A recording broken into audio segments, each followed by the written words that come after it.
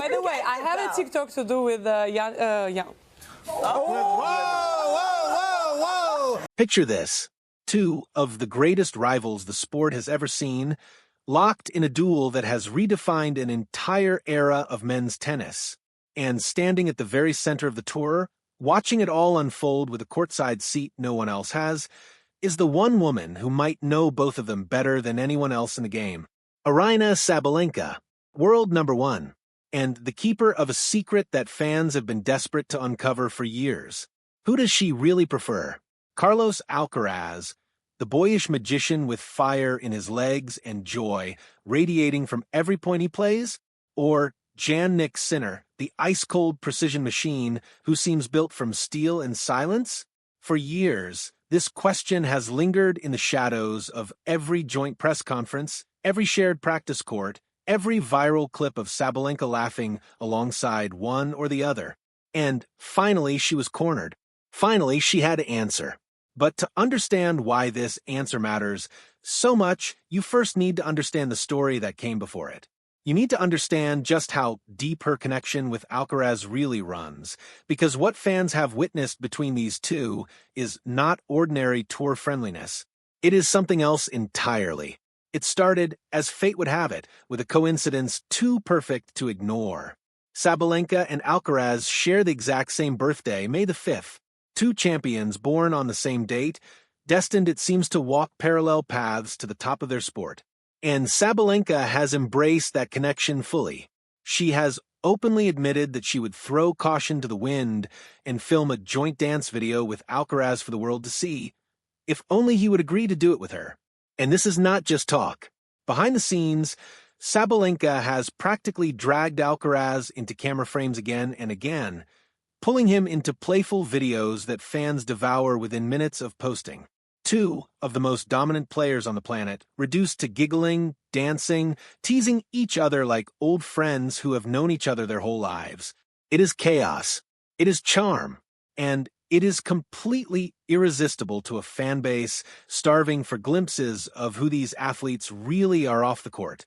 But then came the moment that nearly broke the internet. After both Sabalenka and Alcaraz had just conquered the US Open, they sat down together for a joint appearance on the Today Show.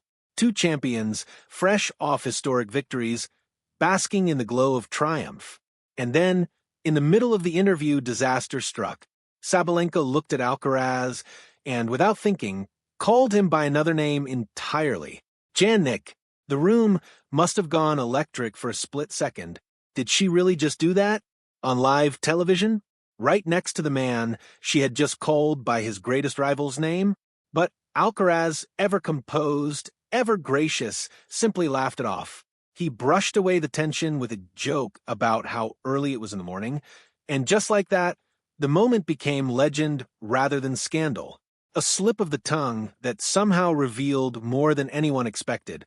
Because if Sabalenka could accidentally call Alcaraz by Sinner's name, what did that tell us about how tightly these two rivals were intertwined in her mind? Was it simply a mistake?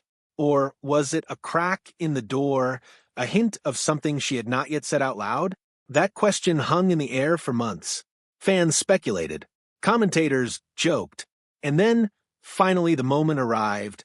In an interview with First and Red, later reported by Championat, Sabalenka was asked the question everyone had been waiting for. Alcaraz or Sinner? Who did she really prefer? She hesitated. You could almost feel the weight of the question landing on her, the sheer impossibility of choosing between two men who had both become such significant parts of her world. And then she gave her answer. She said Jannik. She explained that the two of them share a similar identity on the court, an aggressive, attacking style built on powerful forehands, steady backhands, and thunderous serves. She saw herself reflected in his game, a kindred spirit built from raw power and calculated aggression. But then, almost as if she couldn't bear to leave it there, she turned the story around completely. She began pouring out admiration for Alcaraz instead, refusing to let her answer feel like a betrayal of everything she had built with him. She spoke about his movement, his vision, the way he seems to chase down every single ball as if his life depended on it. She spoke about his refusal to ever give up on a point, his hunger that never fades even after reaching the very top of the sport. She pointed out something remarkable, something that revealed just how much respect she truly holds for him. Even after becoming the #1 player in the world, Alcaraz did not settle. He changed his serve. He adjusted his game. He kept pushing to improve, refusing to let complacency creep in, refusing to accept that being the best meant he had nothing left to learn.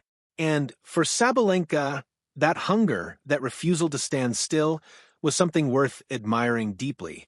In the end, she admitted the truth that so many fans had already suspected. It was impossible to truly choose. Because how do you pick between fire and ice? How do you choose between a player who mirrors your own aggressive instincts and a player whose sheer joy for the game reminds you why you fell in love with the sport in the first place? And this dilemma, this impossible choice, mirrors something much larger happening in men's tennis right now, because Alcaraz and Sinner are not just two great players.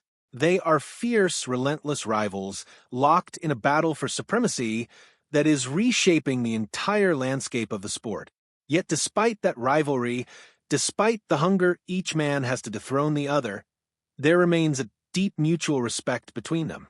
A recognition that their rivalry is exactly what pushes them both to train harder, to dig deeper, to chase greatness with even more intensity. And Sabalenka sits in a rare position, connected to both of them in different ways.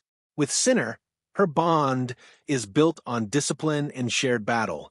She has spoken about training alongside the very best men in the sport, learning from practice sessions with legends like Djokovic, and yes, with Sinner himself. He has been known to stop by her training sessions just to check in, just to share a moment of camaraderie.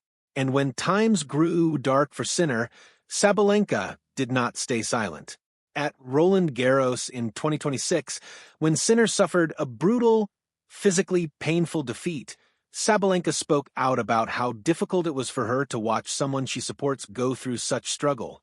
And during the doping controversy that threatened to tarnish his reputation, she stood firmly by his side, declaring her belief in his innocence without hesitation.